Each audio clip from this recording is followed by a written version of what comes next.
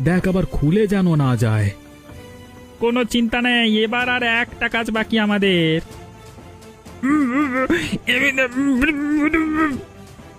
চুপ কর বেয়াদব, একজনের ক্ষতি করে এখনো তোর শান্তি হয়নি? চল তোরা এই জানালাটা বন্ধ করে দে, আর দরজাটা আমরা বাইরে থেকে লাগিয়ে দিচ্ছি।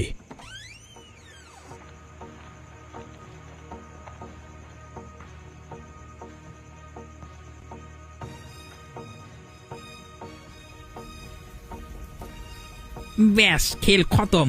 এবার ওই জমিদারটাকে শায়েস্তা করতে পারলি আর কোনো চিন্তা নেই। ওর ব্যবস্থাও আমি করে ফেলেছি। জমিদারের লোককে টাকা খাইয়ে আমি বলে দিয়েছিলাম যে খগেন সব মুরগি নিয়ে রাত্রেবেলা বেরিয়ে যাবে।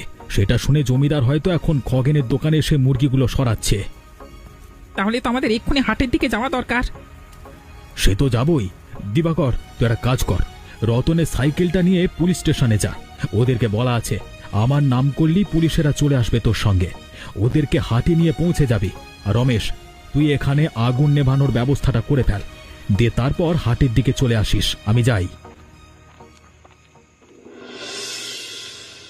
আরে তাড়াতাড়ি তালাটা ভাঙ না রে হতচ্ছাড়া, এতক্ষণ দেরি কেউ করে? সে খগেন মুরগিগুলো বার করে নিয়ে পালিয়ে গেল কিনা কে জানে। আরে আরে এই তো তালা খুলে গেছে। এবার যা যা যা, ভেতরে যা, মুরগিগুলোকে বার করে আন, তাড়াতাড়ি যা। শেষমেশ জমিদার মশাই আপনি চুরি করা শুরু করলেন। কে?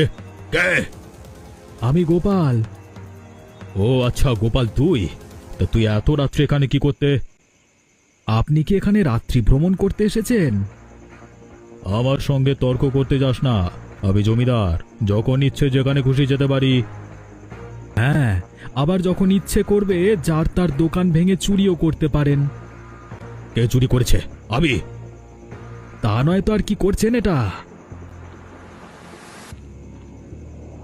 ওদিকের কাজ শেষ করে চলে এসেছি গোপালদা। বাহ, দিবাকর হয়তো পুলিশ নিয়ে পৌঁছে যাচ্ছে। রমেশ, তুই এক কাজ কর, তুই গিয়ে ওই সাগরেদটাকে ধর, আর আমি এই জমিদারকে বেঁধে ফেলছি। বাকি কথা কালকে গ্রামের সামনে হবে।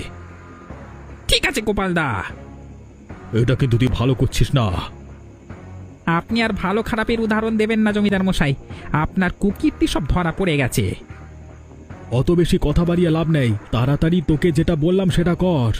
আপনি যে আমাদের পাতা ফাঁদে পা দিয়ে দেবেন আর ধরাও পড়ে যাবেন এত সহজে তা ভাবিনি। এবার জেলের ভাত হজম করতে পারেন নাকি দেখুন। যাক, এক রাতের মধ্যে দুটো অসভ্য লোক শাস্তি পেয়েছে। ভাগ্যিস গোপাল, রমেশ আর দীপাকর ছিল, এই তিনটে গ্রাম বেঁচে গেল বাবা তোদের জন্য।